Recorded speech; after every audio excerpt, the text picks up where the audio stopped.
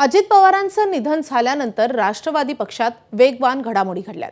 त्यानंतर सुनेत्रा पवार यांच्याकडे राष्ट्रवादीची जबाबदारी देण्याचा मोठा निर्णय घेण्यात आलाय।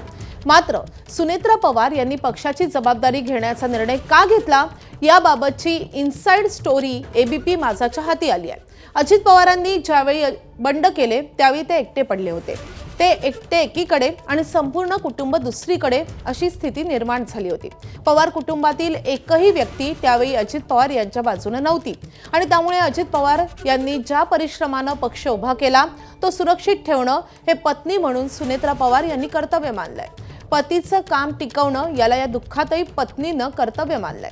आधी सुनेत्रा पवार यासाठी तयार नव्हत्या, पण तुम्ही असं केलं नाही तर अजित पवार यांचं स्वप्नच अधुरं राहील। पक्ष हातातून गेला तर अजित पवार यांनी पाहिलेलं स्वप्न अधुरं राहील याचं भान राखत त्यांनी अत्यंत जड अंतःकरणानं याला होकार दिल्याचं समजतंय।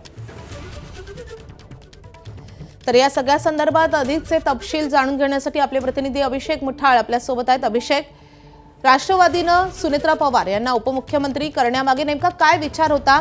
सुनेत्रा पवारांनी खरंच या सगळ्या संदर्भात होकार का दिला, कशासाठी दिला, काय अधिकचे तपशील आहेत? गेल्या 3 दिवसांमध्ये ज्या वेगवान घडामोडी घडतायत ते पाहता त्यामागची इनसाइड स्टोरी नेमकी काय आहे?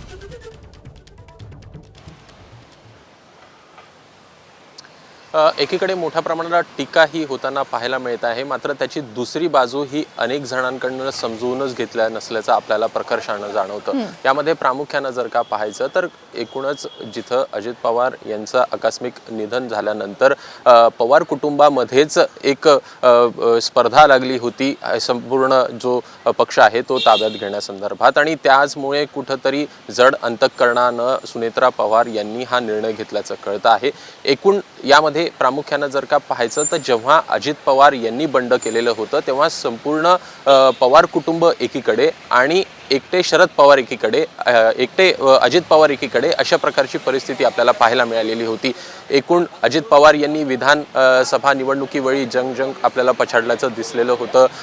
एकूण जे यश विधानसभा वेळी आपल्याला अजित पवार यांना आलेल्याचं हे पाहायला मिळालेलं होतं। अनेक आमदार निवडून आल्याचं दिसलं आणि त्यामुळे मोठे परिश्रम हे अजित पवार यांनी या पक्षासाठी केल्याचं पाहायला मिळालं आणि त्यामुळेच अनेक नेत्यांकडनं देखील जेव्हा सुनेत्रा पवार यांच्याशी या संदर्भात बातचीत करण्यात आली तेव्हा सुनेत्रा पवार यांनी या सगळ्या प्रकरणासंदर्भात नकार दिला देखील कळलं होतं। एकूणच उपमुख्यमंत्री पद असेल किंवा मग एकूण पक्षाची धुरा हाती संदर्भात घेण्यासंदर्भात नकार कुठंतरी देण्यात आलेला होता, मात्र त्यांना या सगळ्या संदर्भात समजून देखील सांगण्यात आलं आणि कुठंतरी जड अंतःकरणानं त्यांनी या सगळ्याला होकार दिल्याचं कळत आहे। एकूणच यामध्ये प्रामुख्यानं जर का पाहायचं तर आज जर का हा शपथविधी होतो आहे तर कुठंतरी जे अजित पवार यांचं स्वप्न अधुरं राहिलेलं आहे ते देखील पूर्ण करण्याचा प्रयत्न पत्नी म्हणून ह्या सुनेत्रा पवार आपल्याला करताना दिसत आहेत।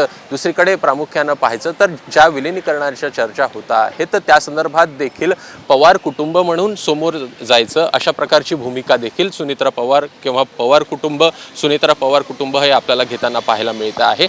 एकूण सत्ता किंवा एकूण पक्षाची धुरा ह्या सुनेत्रा पवार यांच्या हाती गेल्यानंतर आपल्याला विलिनीकरणाच्या ज्या चर्चा आहेत त्या देखील त्या पुढे नेताना पाहायला मिळतील आणि त्यामुळेच एकूणच कुठंतरी नेतृत्व जे शरद पवार बोलत होते ते करण्याचा प्रयत्न जो आपल्याला होताना पाहायला मिळतो आहे तो सुनेत्रा पवार आपल्याला आता करताना दिसतील। नक्कीच या मोठ्या निर्णयामागे सुनेत्रा पवार आणि त्यासोबतच अजित पवारांच्या पक्षाची काय भूमिका होती हे आपण जाणून घेतलेले। धन्यवाद अभिषेक या सगळ्या सविस्तर अपडेटसाठी। एबीपी माझा, उघडा डोळे बघा नीट।